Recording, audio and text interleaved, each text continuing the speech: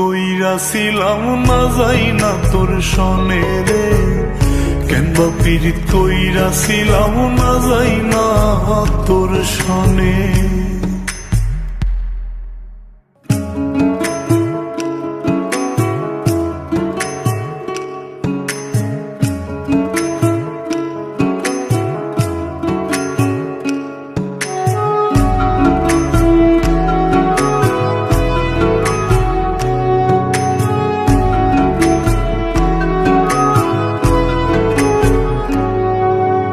এক জীবনে বন্ধুয়া তোর কয়জনার বসতি,